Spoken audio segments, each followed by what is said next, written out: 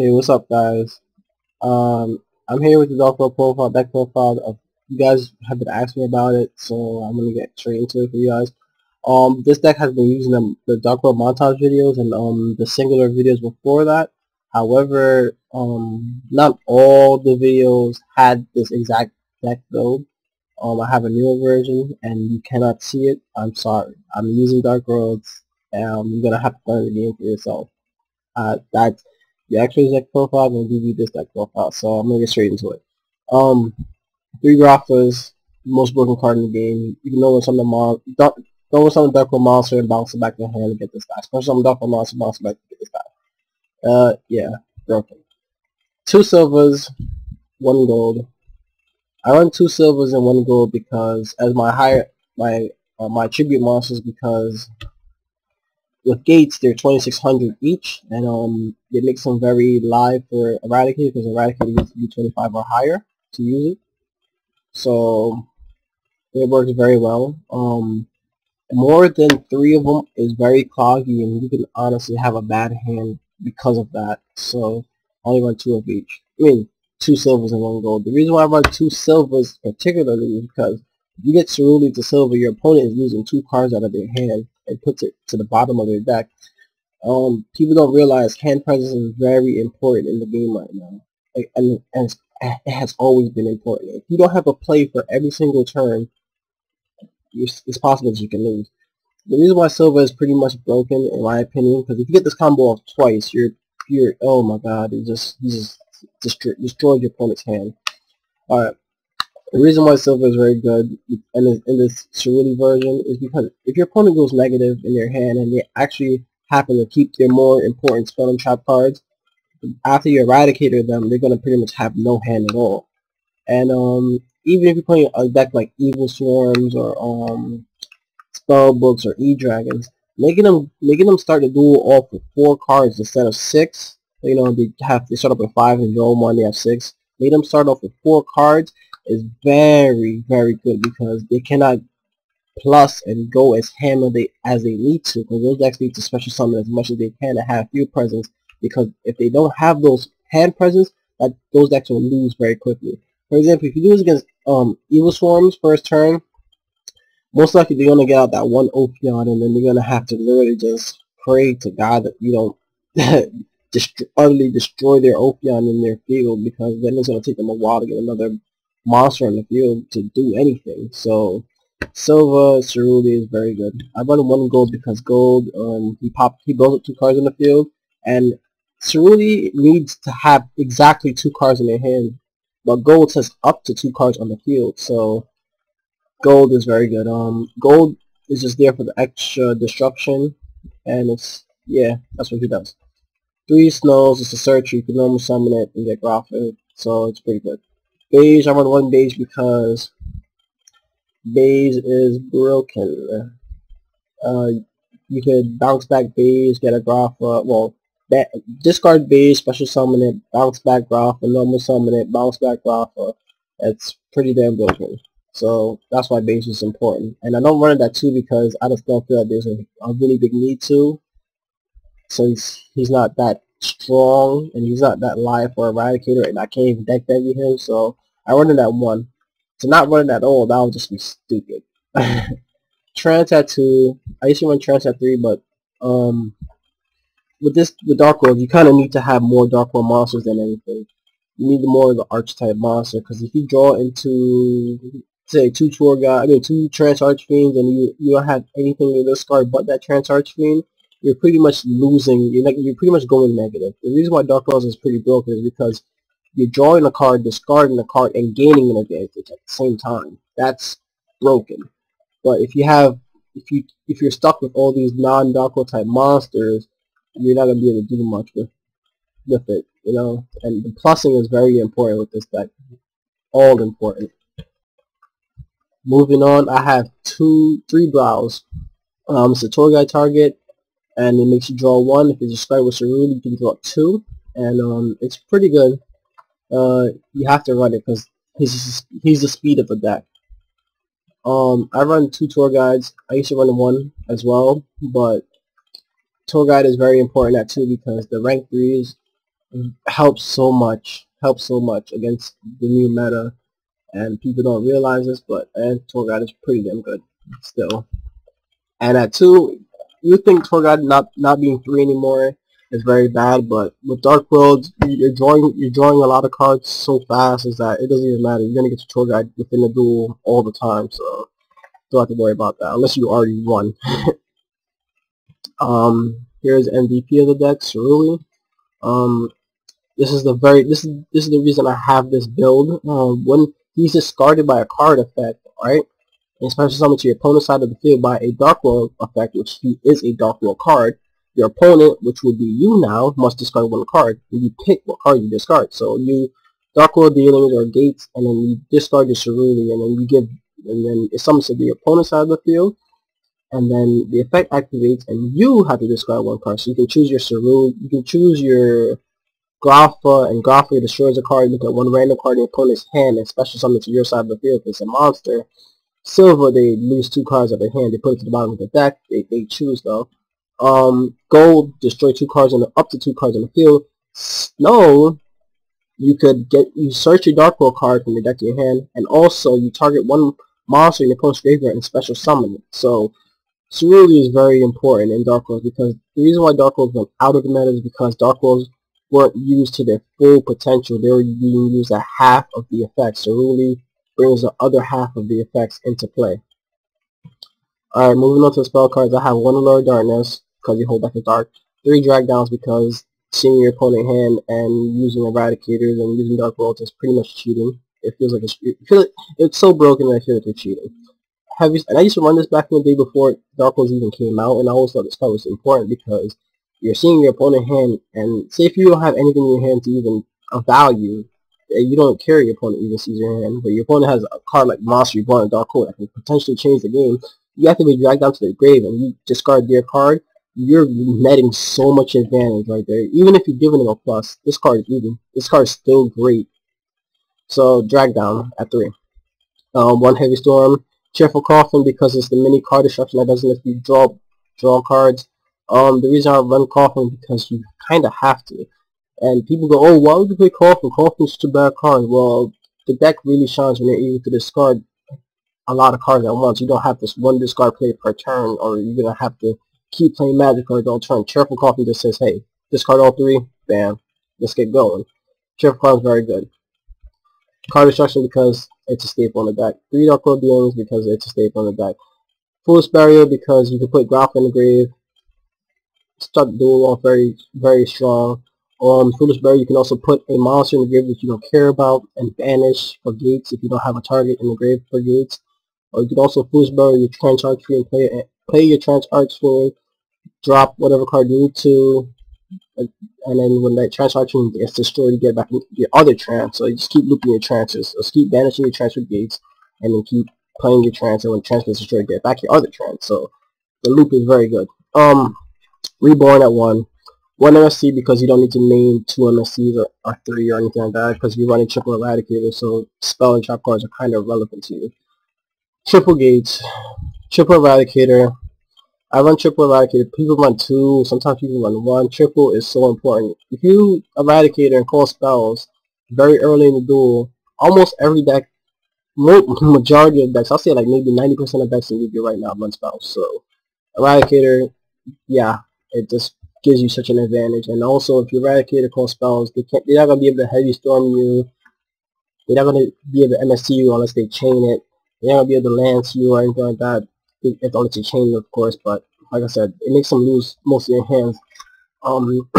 Eradicator scoops a lot of decks, you know, Fire Fist, Mermails, Spellbooks. E-Dragons actually get hurt by this card too, let it be known, because let's say for example you're playing E-Dragons and they go, oh, Big Eye, since their strongest play is the reason why E-Dragons is honestly broken is because of Big Eye. It's not even about Draco's Sack. Draco's Sack is kind of weak in my opinion. He's just a card. He's just a card. He summons 2 tokens and he pops a card by attributor token, and he's still 2600. Without that, Draco's Sack is without Big Eye. Honestly, E-Dragons is a dead bet. So if they go Big Eye, they try to take your Grappa, you just go Eradicator, your Grappa, you know, basically it's like ninjutsu in that nigga. Just put him in the grave, you know, you don't get to take your Grappa, and also they can't attack, so that's why Eradicator is really good even against E-Dragons. Deck Devastation at 1, because it scoops decks like, it actually works against spellbooks, you know, slows down their Joggins in hand, slows down their Effect Veilers in hand, their magic magician, spellbook magician or whatever. It's a very good card. It stops cards like Blue-Eyed Mating, because Blue-Eyed Mating is a very annoying card. It stops wind-ups. It stops a lot of decks, weaker decks, you know.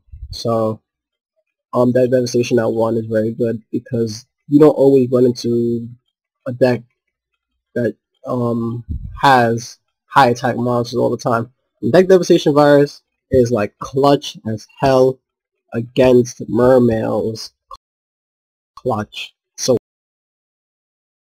moving on to the extra deck. The extra deck, 2 Frankens. Franken is broken. He's like an Apex Avian in my opinion. So he needs 2 level 8 Dark Monsters, which is both your Grappas. Once per turn during either player's turn, you can detach one material from this card and send one card from your hand to the graveyard. You target one piece of card your opponent controls, change this card to defense position, and if you do, negate that face of card's effect until the end phase. The reason why Franken is broken is because it can respond, because it says during either player's turn, so it can respond to anything. It can chain. So the reason why Franken is really OP is, say if your opponent plays Dark Hole, you can actually use Franken's effect on Dark Hole, because technically Dark Hole is on the field at that time as it's activated. It doesn't activate in the graveyard, it activates on the field, resolves, and then goes to the graveyard. That's how Spells card works.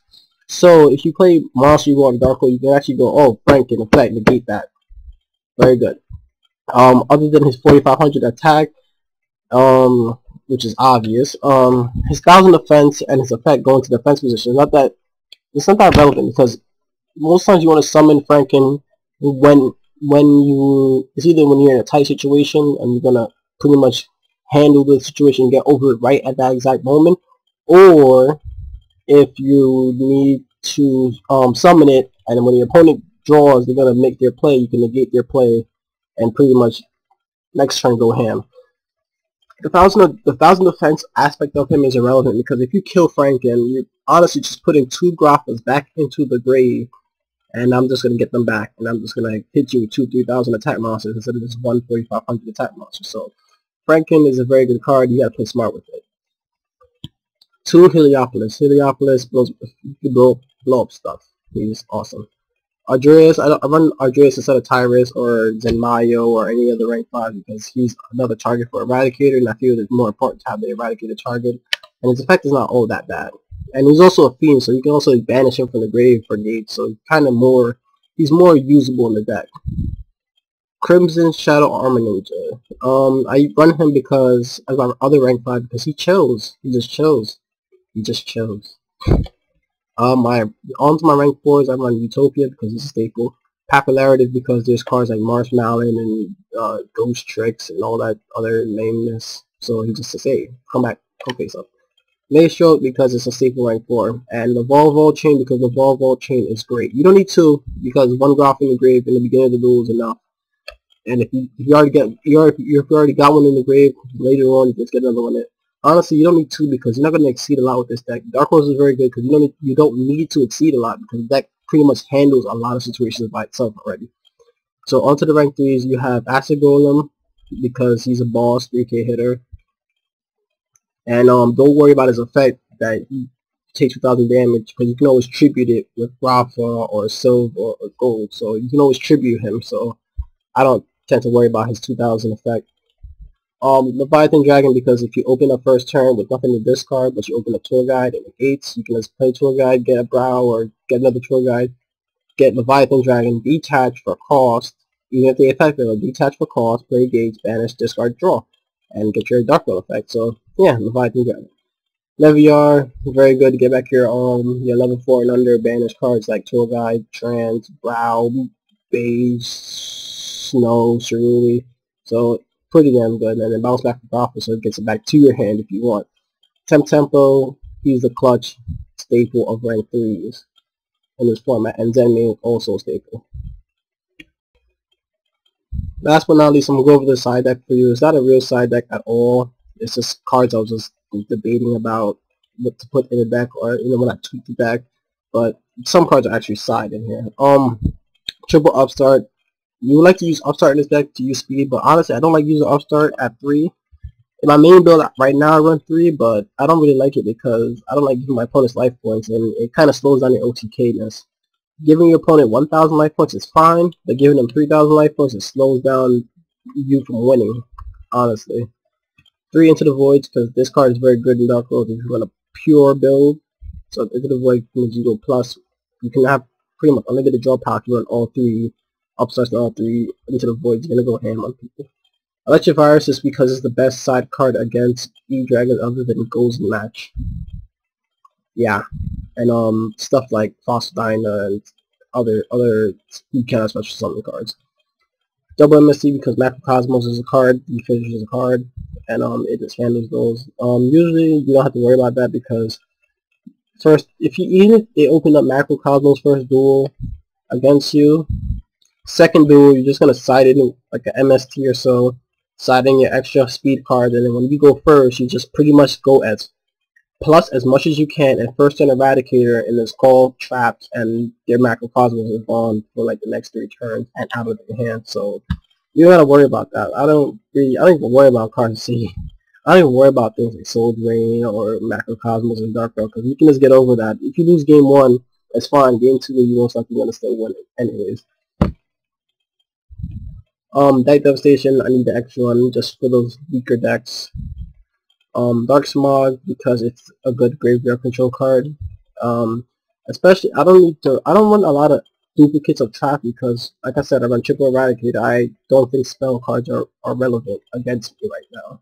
So Dark Smog is pretty much gonna stay on the field for a while. Handles E-Dragons, handles chaos based decks pretty much, so Dark Smog is very great. Skill Drain, pretty much one of the MVP of Dark World back in the old meta. When Dark Worlds ran Skill Drain, there's almost literally nothing you can do. Like you have a 3,000 attack Graph on the field, no spell cards in your hand, and you can't get effects with Skill Drain. You're pretty much going to scoop. And it's amazing. So that's the deck right now. So I would like you guys to comment. Please actually write a comment, like this video, favorite it, subscribe it, share it, and also if you play Death Pro or Dueling Network, I know people are gonna quit on you all the time because Dark World is very broken, and it's, in my opinion, it's still tier 1 because it handles a lot of decks very easily. So what I want you guys to do is let's test the deck out, we'll try it online, see if you like it. Dark World is probably one of the best budget decks right now. In my opinion, you can get the whole entire Dark World deck except for the extra deck for like $30 or so, and then for the extra, I'll say like 30-40 bucks. I'll say like 30-40 bucks, and then the extra deck, like you just add on another $30 of extra deck cards. Cost money now. Like for example, Franken is like a manga exclusive, so the book actually costs $10 to get him, but you can buy him from somebody or something like that. Heliopolis is like $2, so this deck is very budget, but it wins a lot of duels. And with the meta right now, people are not maining cards or siding cards like Macrocosmos or cards to really stop Dark Worlds because it's ineffective now. Simply, it's ineffective against them. And Mermaids are actually going out the meta right now, so people are not really siding Soul Drain anymore. So Dark Worlds could just sneak up and just take that win very easily. So this is my Dark World deck profile. Hope you guys enjoyed it. Peace.